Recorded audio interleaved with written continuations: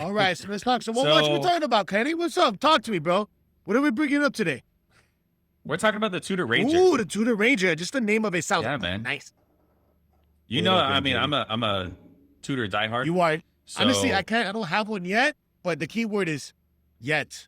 Yeah. No, that's important. I'll have one soon. So let's go ahead and pull up our video. All right, so we're gonna be watching the video, guys. Ranger. And guys, this is from Tudor's website. All you got to do is just go to tudorwatch.com and you can find the whole line of Tudor Ranger products. This one is pretty cool. I'm going to narrate a little bit while we're going through this. The Tudor Ranger that just got released now is in celebration of the British North Greenland expedition. And we're going to touch on it a little bit as we go. Are you playing it already or no? Yeah, I already played it, bro. Nah, man, you know how it is, bro. This is a Sunday, bro. That's all right, man. That's all right, bro. He hasn't fished a beer yet. You could have clicked on that shit yourself, dog. I'm trying to keep it on the table, and there's that friskiness. It's a little bit frisky. Honestly, with my brother, yeah, bro. I love that guy, bro. This is my brother, by the way, so I don't know if you see the resemblance. Because I don't know. Obviously, a lot of people like to ask who's the older one, this and that. Obviously, you can tell he looks a lot older than I do. Because, you know, all this wisdom behind those eyes. So, but hey, fun fact, I'm actually the oldest one. I know. It surprised me too, guys. Go figure. But it's all right. Because we age very well. Just letting you know that. It's a beautiful watch, man. Down the timing section.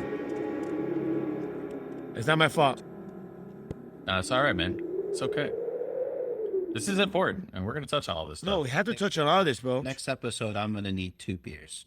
You know what, bro? We'll I was wondering, bro. Next episode. Hey, we got a 6-pack, and it's 3 of us.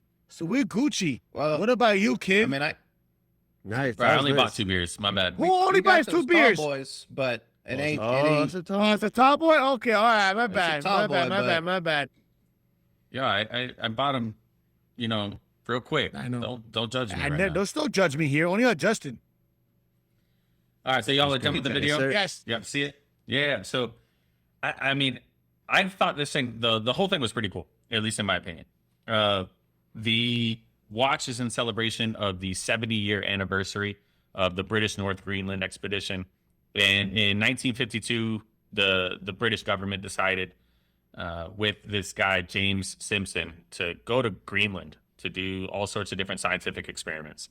So this guy, James Simpson, was doing stuff looking at physiology, geology, glaciology, like glacier studies, I don't know, and meteorology. I didn't know that was a thing. And what they were...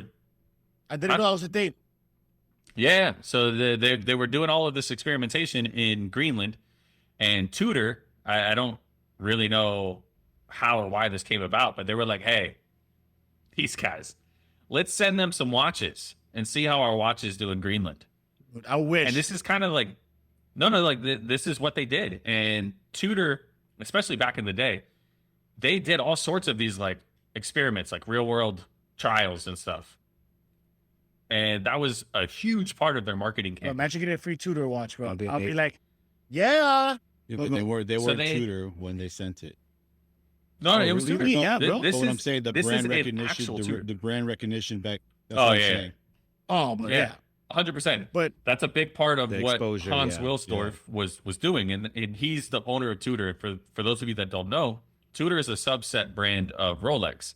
And Rolex, the founder of Rolex, is Hans Wilsdorf. So they decided to put this watch, and it's the Tudor Prince. And again, it basically was first produced in the very early 1950s. I was actually able to get one off of eBay. I'm going to see if maybe I can get it to show up here a little bit. That is a beautiful watch, man. Yeah, that's nice, man. Thanks, bro. Honestly, like, I wish I had a smaller wrist because I'll wear that watch. Oh, that's beautiful. How'd you do that? Thanks, bro. I don't know. You know, autofocus. Hey, man. It's one you of know those what? things. That's pretty creative, man. Thanks, bro. I didn't create the autofocus. Well, you know what? You're creative to change it. It's focusing. That's fair. So my watch is actually the same model that is referenced off of this new Ranger, this Tudor Prince from 1952. Mine is a little bit different. Mine is gold plated. The original that went on the British North Greenland expedition was stainless steel for longevity's sake. But It was originally released in 1952. Mine was, and it is the first automatic movement that was produced by Tudor. And when I bought this watch, it actually wasn't working.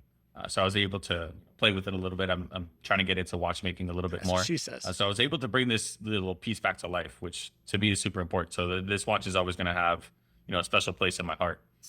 But what they decided to do, again, Tudor was doing these real life experiments, and they tweaked some things. They put in some Arctic oil.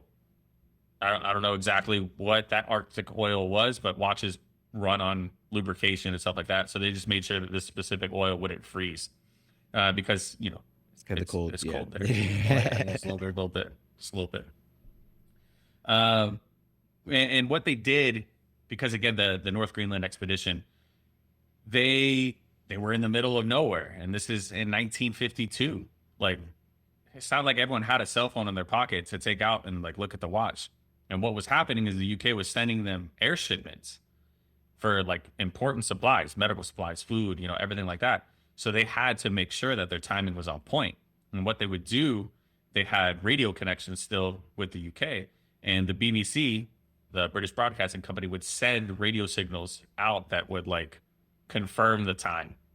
And what they would do is they would look at the time and keep track of it on their watches to make sure that their watches were keeping time and staying precise. And because this was the first automatic movement that was produced by Tudor, they didn't have to wind it up. And we're talking about, this is what was the standard watch back in the day. They had to wind it. Yeah, it's crazy, right? And if you're in sub-zero temperatures, you don't want to take your hand out and wind that shit. No, man, that sounds terrible, cold, bro. You're not gonna be able to grab it anyways with those big ass gloves. You'll be like, So they actually did some like little adjustments to the watch to make it so that they could wear it outside of their parkas, specifically for this expedition. And with the automatic movement, they didn't have to wind it. They didn't have to do anything, but the watch was still keeping time, even in the harsh conditions of being, sub-zero temperatures and stuff like that. So this was a huge achievement for Tudor. It was a huge achievement for Rolex even, because these watches really came out of being tools. And that's still how they're referred to today, as tool watches. They were meant specifically for doing a job or having a function. So a Submariner is meant for being underwater. It tells you how much time you have left on your oxygen supply. The Tudor Prince, when it went to the British North Greenland expedition, was meant to be able to run super cold. And they were able to achieve that, where other watches would have seized up, or they would have to wind it, and then people would get cold, and they would just be like, you know what, I'm not gonna wind that bitch. Yeah, like, no way it's gonna happen. I'm not taking my hand out of the I don't glove. care what time it is.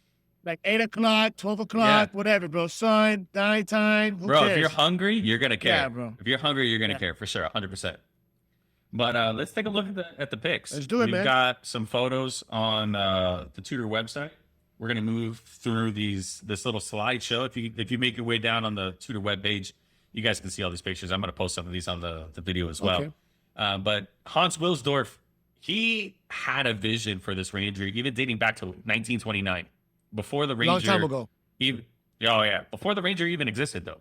This was never a Tudor watch. It didn't exist. It wasn't around.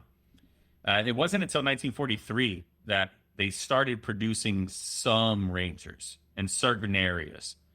So the 1952 watch that we're talking about and that the Ranger is referencing, like we talked about, was a Tudor Prince. It wasn't a Tudor Ranger. But Hans Wilsdorf had this vision of having this like robust watch. And if you look at the 1952 Oyster Prince that we're talking about, the reference 1708 nice or watch, 1708 is the same as mine.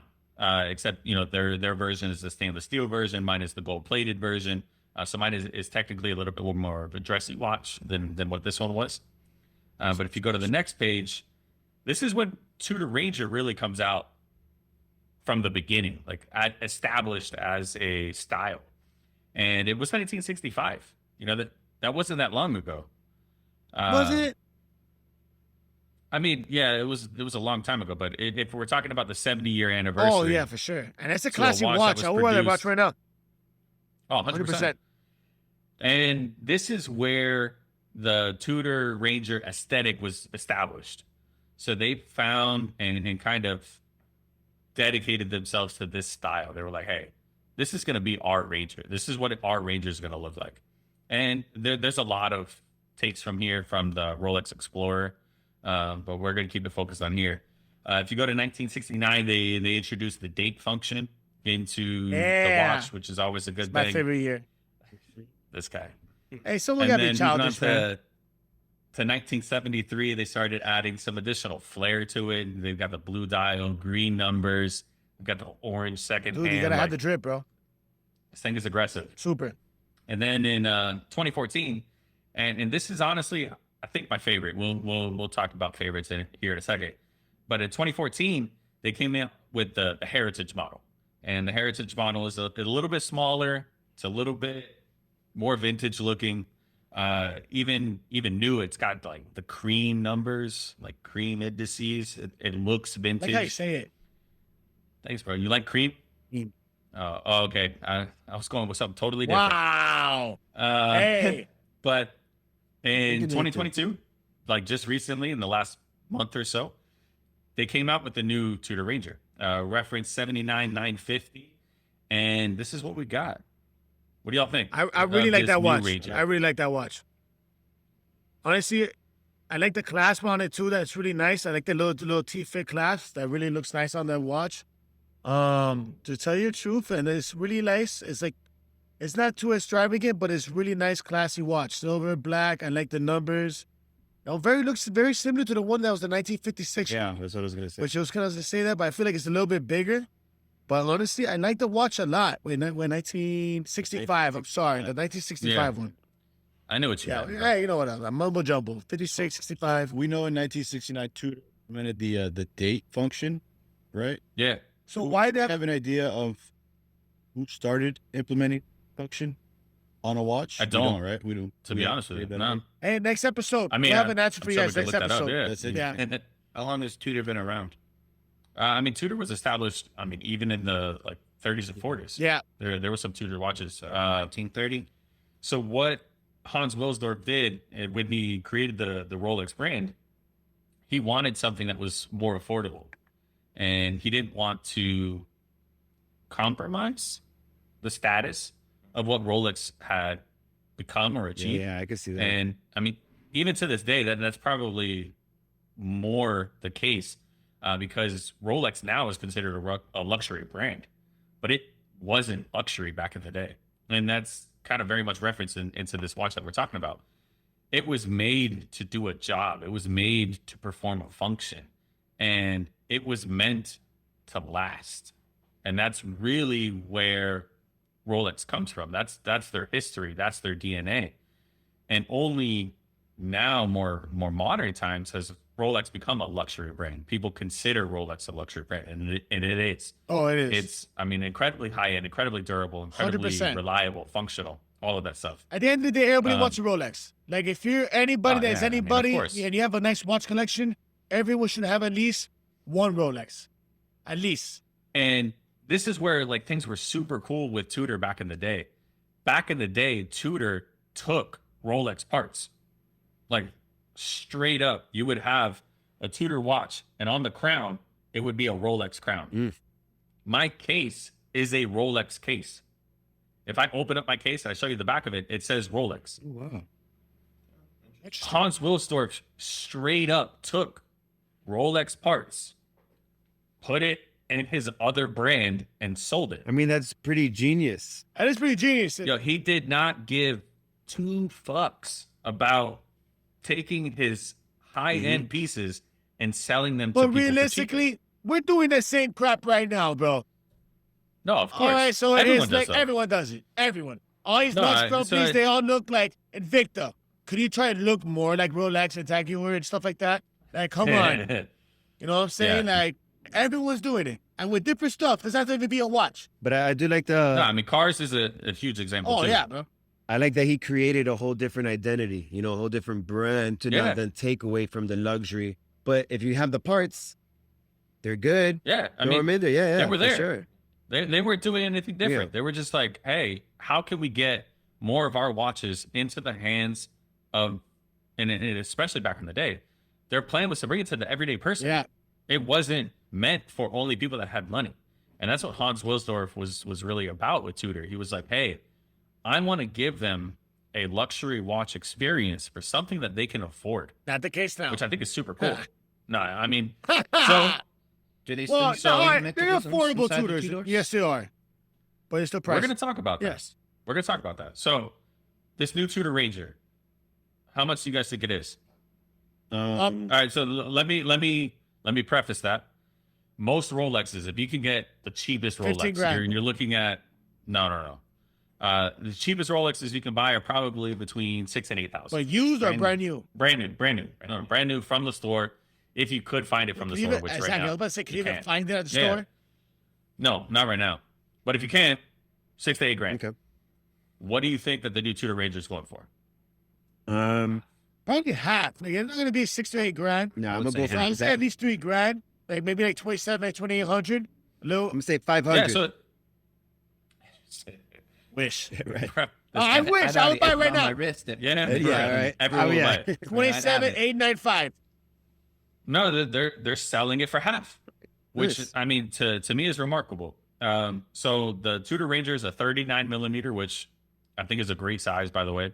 Kiko, I know you Look, like I'm big a watches, bigger but- guy, bro. I'm sorry, bro. I am 6'3", you're fine. 230. I cannot wear something that starts with a 3. Like, it is. It is what it is. Like, 40 to me is already small. For other people, 40 is big. For all the rest of us, Yes. excluding Kiko, Yes. 39 is a great No, size. great. Honestly, I wish I had a smaller wrist. But it is what it is. Bro, just make it happen. Make it happen. Go on a Make diet. it- Make your wrist bro. I smaller. cannot make my wrist smaller. You can't lose that. I can't make No, my I wrist know smaller. that was the joke. It's- That was the joke. You can't lose weight around your wrist. Well, can you? Like- You Not can with make that it bigger. attitude. No, No, with No, you that can't. attitude. I got some fat around my wrist I could probably get rid of. no, man. Honestly, it's not happening. Just I believe in you, bro. Yes, you can. I don't care what I Kenny appreciate says, it, bro. buddy. I believe in you. You can lose I that will weight make from that that wrist. 39 look good. You know, I prefer a 40, but I'll make that 39. You're gonna turn it into a 7-inch wrist, baby. Yeah, buddy. So the most popular, basically Tudor watch in existence right now is probably the Tudor Black Bay, and specifically the Tudor Black Bay 58. And yeah, the Tudor Black Bay 58, bro, sweet watch. I have 2 of them. So Nice. this is my bias here. I have the Tudor Black Bay Bronze, the 58 Bronze. Sorry, not the Black Bay Bronze, because there's another one. Not to make things complicated or not. But I have the Tudor Black Bay 58 Bronze. And that one is the first in the series that has a T-fit clasp. And the T-fit clasp was not a revelation. I mean, like, this has been around for a while. But it was a nice introduction from Tudor into this Black Bay 58 line. And the Black Bay Bronze is their boutique edition. It's only available in the Tudor boutiques. There's only 2 boutiques in the United States. One of them is in New York, and the other one is here in Orlando, Florida. Shout out to Johnny Tapia. If you need a watch from the Tudor boutique, shout out to Johnny. He hooked it up. And it was the first watch to have the T-fit clasp in the Black Bay 58 lineup. And they're bringing that now to the Tudor Ranger, where every other watch in the Black Bay 58 lineup is almost 5-6 grand, where they're taking this unique feature and they're bringing it at a much more affordable level. So it's a huge thing. And in terms of like power reserve, it's also an automatic. The new Tudor Ranger has a 70-hour power reserve, so you can wear it on Friday, take it off before you go to work on Monday. The watch is still going to be running. So that's a big deal. And it's also COSC certified, COSC. COSC certification is an official certification from the Swiss government that looks at how well timepieces keep their time. And to get COSC certified, out of all of the seconds in a day, so if you've got 60 seconds in a minute, 60 minutes in an hour, 24 hours in a day, that's a lot of seconds. For COSC certification, you have to be within 10 seconds of perfect time every day. It cannot be less than 4 seconds off, and it cannot be more than 6 seconds off. Where Tudor, they take it a step further, and they do all of their watches to -2 to +4.